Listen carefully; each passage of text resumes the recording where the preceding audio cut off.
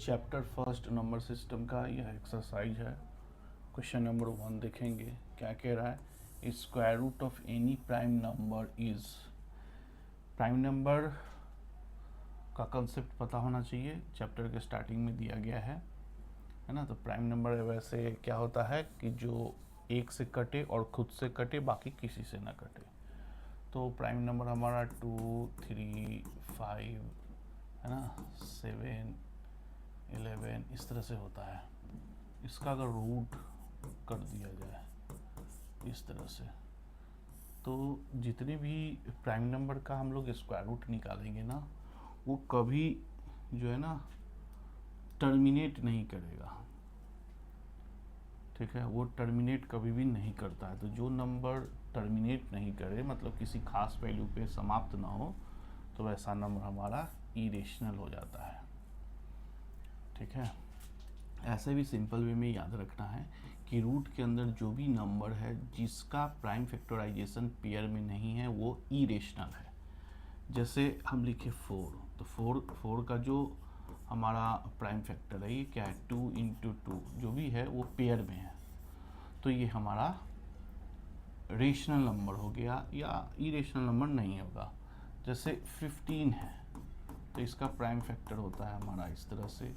5 का पेयर नहीं है, 3 का पेयर नहीं है, तो इसका रूट हमारा इरेशनल होगा। तो किसी भी प्राइम नंबर का स्क्वायर रूट इरेशनल होता है। सिंपल वे में ये याद रख सकते हैं।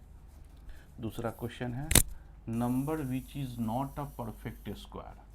जो नंबर परफेक्ट स्क्वायर नहीं है तो वो भी इरेशनल होता है। जैसे परफेक्ट स्क्वायर क्या होते हैं कि रूट के अंदर जिसका प्राइम फैक्टराइजेशन पेयर में है। जैसे 2 है तो 2 का पेयर होना चाहिए, 3 है तो 3 का पेयर होना चाहिए, तो वो नंबर परफेक्ट स्क्वायर कहलाता है। अगर नहीं है तो वो इरेशनल कहलाएगा।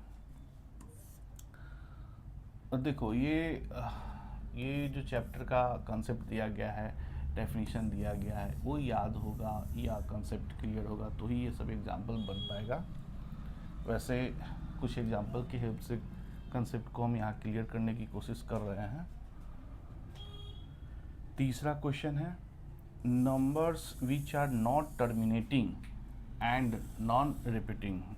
जो नंबर टर्मिनेट नहीं कर रहा है और न ही रिपीट कर रहा है। जैसे एग्जाम्पल के हेल्प से हम लोग समझे थे चैप्टर में, लेकिन यहाँ फिर एग्जाम्पल देकर समझा रहे हैं, ध्यान से देखना है।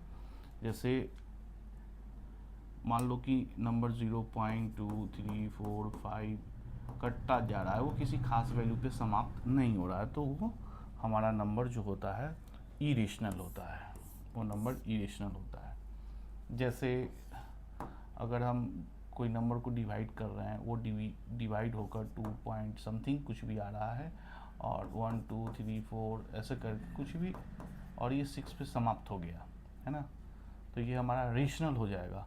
अगर वो कटता जा रहा है तो उसको हम लोग 3 डॉट से रिप्रेजेंट करते हैं। 3 डॉट से कम 3 डॉट होना चाहिए। इसका मतलब है कि ये नंबर कभी भी समाप्त नहीं हो रहा है और ना ही ये रिपीट कर रहा है, पीरियोडिक भी नहीं है। तो जो नंबर ना ही रिपीट करे और नहीं समाप्त हो तो वो इरेशनल नंबर होता है। चौथा क्वेश्चन है, numbers which are not repeating. अब देखो वही जो अभी क्वेश्चन नंबर 3 में समझाए थे, जो रिपीटिंग नहीं है। तो जो रिपीटिंग नहीं है, जो रिपीट नहीं कर रहा है, इसका मतलब वो कटता जा रहा है और रिपीट भी नहीं कर रहा है, तो वो भी इरेशनल नंबर ही होगा। मतलब इरेशनल नंबर के बारे में ही घुमाकर पूछा जा रहा है। तो इसका कंसेप्ट क्लियर रहेगा तो जवाब दे पाओगे, नहीं तो कंफ्यूज कर जाओगे। क्वेश्चन नंबर 5 है, numbers whose denominator are in the form of. अब देखिए, हम लोग रेशनल नंबर को 2 भाग में बांटे थे, एक टर्मिनेटिंग और एक नॉन टर्मिनेटिंग रिपीटिंग। तो उसमें उसको पहचानने का कई तरीका था। उसमें से एक तरीका ये है कि जिस भी नंबर का डिनोमिनेटर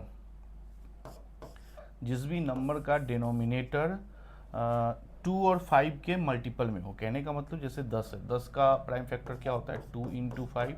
यहाँ 2 का पावर 1 है, 5 का पावर 1 है, तो इस फॉर्म में अगर आता है तो वो नंबर टर्मिनेटिंग होता है। वैसा नंबर टर्मिनेटिंग होता है, जो टर्मिनेट कर गया तो वो रेशनल नंबर होगा। तो वही पूछ रहा है कि number which numbers whose denominator are in the form of are, तो रेशनल नंबर क्या हो जाएगा, रेशनल नंबर हो जाएगा ये। क्वेश्चन नंबर 6 है